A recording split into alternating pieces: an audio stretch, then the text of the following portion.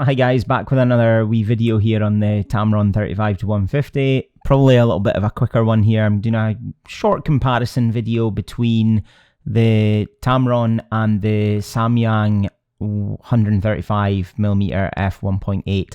Had a wedding recently where I loaned my Samyang to my second shooter and asked him to use it at f2, which is typically what I would use the Samyang at. And I've got a few photos that are quite similarly framed between the two lenses that we can have a wee look at here from a recent wedding ceremony, and just see what I think of the two different lenses and what results they get.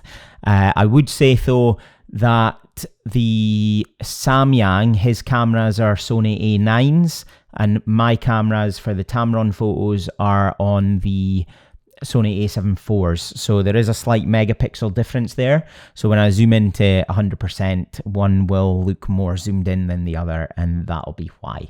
But let's jump in, have a look at these two photos and see what we think.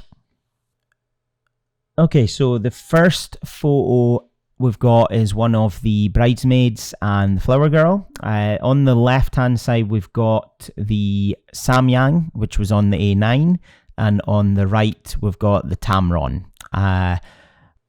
Settings here are as follows. For the Tamron shot, we're in at 150mm, ISO 3200 and f2.8. And for the Samyang, if I remember rightly, it would have been f2. Just have a quick check. F2, 1/250th of a second, and ISO 1000. So immediately off the bat, you're getting a wee benefit there on using a lower ISO. In terms of at this level, you look at them. I'll put them both up full size for you just now as well. First, the Samyang here looks great, and then the Tamron also looks really good. And if we jump back now into the side-by-side, there's no hugely obvious differences. The background blur maybe a little bit more in the Samyang. You can see this fire exit in a little bit more detail on the Tamron. Potentially a little bit of fall off in the flower girl on the Samyang, just because of the depth that you're getting. But I'll zoom in and have a wee look at that on a pixel level. So forgive me, I'm not an expert at this, but I believe if I click in here and here, there we go. So you can see the A7 IV files going a little bit closer in to pixel level. So you can see a lot more noise. Neither of these images, by the way, have been sharpened, any noise reduction or anything like that. It's just a basic preset I've slapped on and tried to match the colors. But you can see here a lot more visible noise in the Tamron, which is to be expected at f2.8. Sharpness though, I do think the Samyang has a bit of an edge here, although it's hard to tell with the additional noise. And obviously a slightly different framing and positioning as well of each subject. I think you can see through here what I thought I saw on the full size comparison is that the flower girl's a little bit more sharp and then more in focus than in the Samyang photo. And that's probably to do with shooting at f2 at 135 compared to f2.8. Although 150, you'd probably get a little bit more compression there as well. And lastly, yeah, same sort of story here. More noise, possibly a bit less sharpness than here. And I think the three bridesmaids are more in the same focus plane, with the flower girl being a little bit further back here. Okay. And next up, we've got a shot of the guys. So I'll put, again, the Tamron on the right and the Samyang on the left. And again, on the surface, again, not a perfectly framed shot to compare between the two. obviously quite difficult when you've got your first shooter and your second shooter. We swapped around a wee bit. There was plenty of space here to work with, and just throughout the ceremony we're swapping positions and getting shots that each other probably also sort of got. So few to compare, but let's have a look and see. Tamron here was taken at 143mm f2.8, and the ISO this time up at 4000, so we'll probably see a little bit more noise in this one, although on the surface it doesn't look very noisy. And then the Samyang, I'll just check the settings again, f2 ISO 1600 for the Samyang in this case. Zooming in, let's have a wee closer inspection. And do you know, it's quite interesting this to my eye. It looks like the noise is quite similar. Now, Chris, who was on the A9s, did say that their noise is quite noticeable. So I wonder if that's a camera difference that is making, if we look at that shaded area there, I don't know if I've got a similarly shaded area here. Perhaps that looks a little bit more noisy on the A7 IV this time, but certainly not a hugely noticeable difference between the two. And again, off of the focus point, so off of the middle shot, I think the Samyang looks sharper there.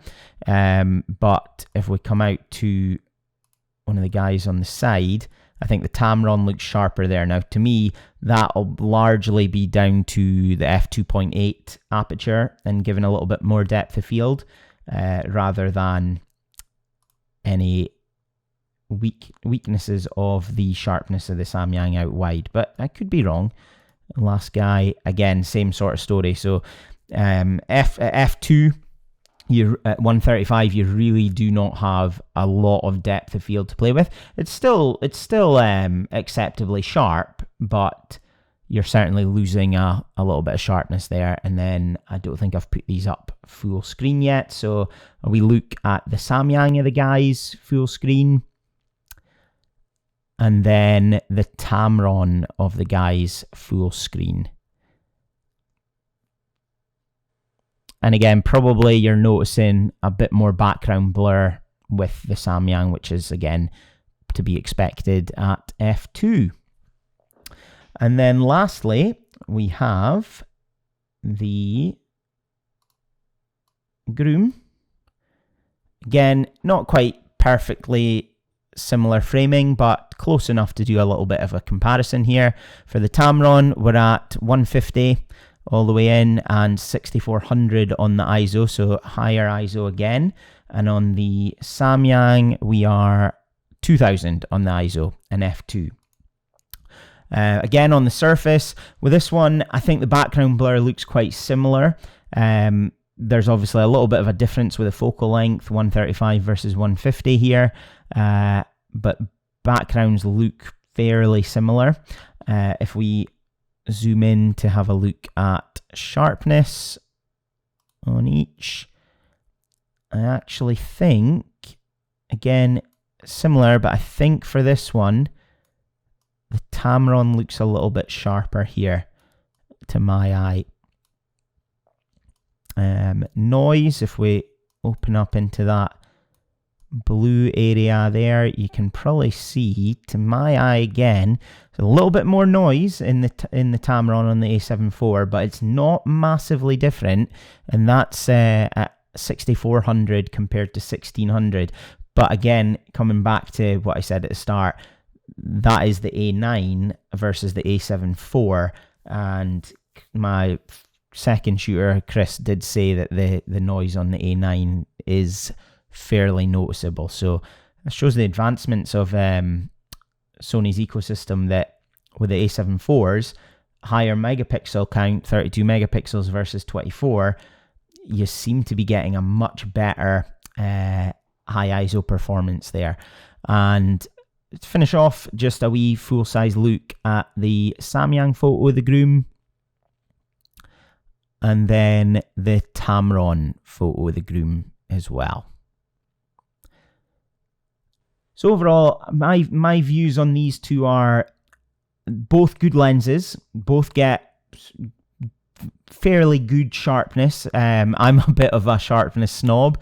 I've had the Sony 135 GM before and had to sell it due to COVID and not being an essential lens for me at the time, but that lens is probably the sharpest lens I've ever used, and so anything compared to it is gonna look less sharp. But these two lenses have excellent sharpness to them, and I think between the two, it comes down to whether you want the value of having a wider aperture on the Samyang. It's also a lot lighter.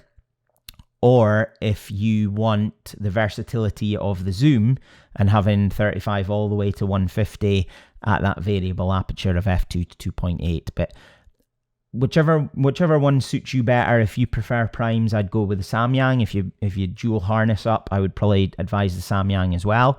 If you prefer being one camera body to do it all, then I would advise going for the Tamron. But hopefully this video has been quite useful. If so, hit that like button and consider subscribing for more. Thanks for watching.